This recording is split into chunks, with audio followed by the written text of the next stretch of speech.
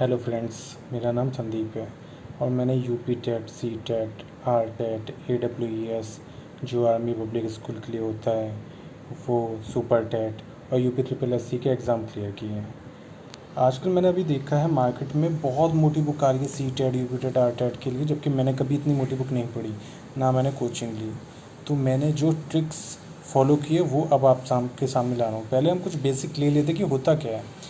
UP TET एक eligibility course है आपको आगे प्रमोट के लिए, इसीलिए यूपी टेट जो होता है सिर्फ उत्तर प्रदेश के लिए, सी टेट सेंट्रल लेवल के लिए होता है, जैसे दिल्ली या जितने भी हमारे यूटीज़ हैं उसके लिए।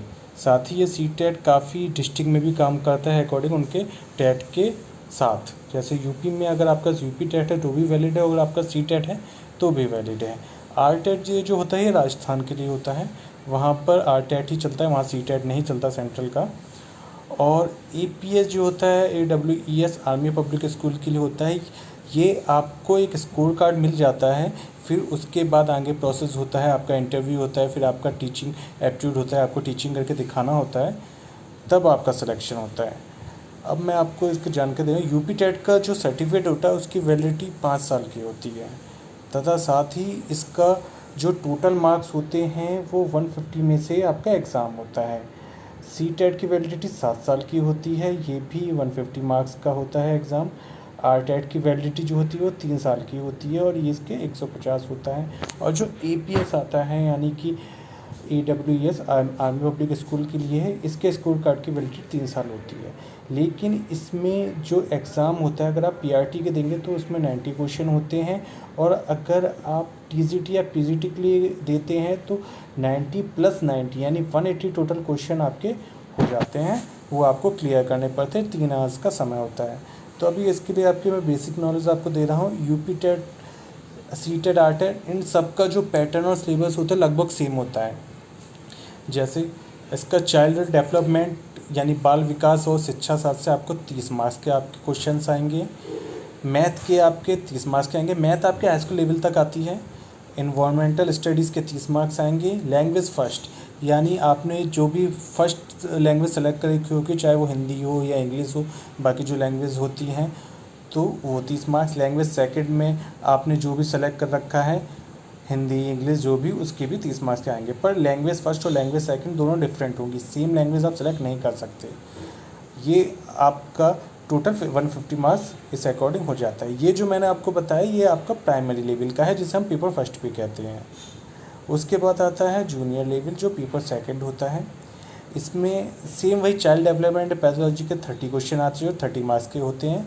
उसके बाद जो अकॉर्डिंग सब्जेक्ट होता है, जैसे कि अगर आप साइंस साइड से हैं तो आपके लिए 60 मार्क के मैथ और साइंस के क्वेश्चन आएंगे। अगर आप आर्ट और कॉमर्स साइड के हैं तो आपको सोशल स्टडीज़ आएंगे, उसके 60 मार्क के क्वेश्चन आएंगे। इसमें भी लैंग्वेज फर्स्ट वही हिंदी या इंग्लिश आपके 30 marks, language second Hindi English या जो भी सेलेक्ट करेंगे वो 30 मार्क्स। इस हिसाब से टोटल 150 मार्क्स की होती है जूनियर के लिए। आपका जो पेपर फर्स्ट होता है ये होता है प्राइमरी के लिए। जो आप देख रहे हैं पेपर फर्स्ट, ये प्राइमरी के लिए होता है, यानी 1st to 5th आप पढ़ा सकते हैं। और जूनियर होता है ये पेपर सेकंड जो होता है वो होता है 6 to 8 के लिए, ये आप 6 to 8 पढ़ा सकते हैं। ये आपका होता है। आप जो ये आपका सबसे मेन इसमें आता है इन्वायरमेंट स्टडीज़, जिसमें काफ़ी बच्चे कंफ्यूज होते हैं। देखिए सी टेट में जो इन्वायरमेंट स्टडीज़ आती है वो इंडिया के लेवल तक की आती है, मतलब सेंट्रल लेवल तक की आती है। उसमें जो क्वेश्चंस होते हैं, जो करंट के क्वेश्चन डाल देंगे, उसमें जो सेंट्रल के जो होंगे देश के होंगे वो आपके डाल देंगे। यूपी टेट में क्वेश्चंस जो होते हैं कुछ भारत के भी होते हैं, लेकिन अधिकतर क्वेश्चन यूपी से रिलेटेड होते हैं। आपका जो यूपी में घट रहा होगा उससे रिलेटेड। सेम राजस्थान का है, राजस्थान में जो क्वेश्चन होते हैं वो राजस्थान से संबंधित होते हैं। आर टेट में जो क्वेश्चन आएंगे तो इस अकॉर्डिंग आपको करना है। इन सबका जो पैटर्न होता है, सिलेबस होता है, आपको सबके लिए अलग अलग तैयारी नहीं करनी, सबके लिए सिर्फ आपको सेम पैटर्न पे सेम तैयारी करनी है। कुछ ज़्यादा हार्ड नहीं होता है, उतनी मोटी बुक पढ़ने की ज़रूरत नहीं है। जैसे मैंने आपको बताया, मैंने कभी नहीं पढ़ी, ना मैंने कभी कोचिंग ली, उसके बावजूद मैंने सारे एग्ज़ाम क्लियर किए हैं। तो उसकी जो ट्रिक्स है वो मैं आपको अब अगले वीडियो में बताऊंगा। साथ ही जो भी आपके क्वेश्चन हो, जो भी चीज़ भी आपकी तैयारी कर रहे हैं, उसके लिए आप मुझे कमेंट्स में आप बता सकते हैं कि क्या क्वेश्चन है आपके, किसकी तैयारी है, किसकी आपको जानकारी चाहिए। Thank you.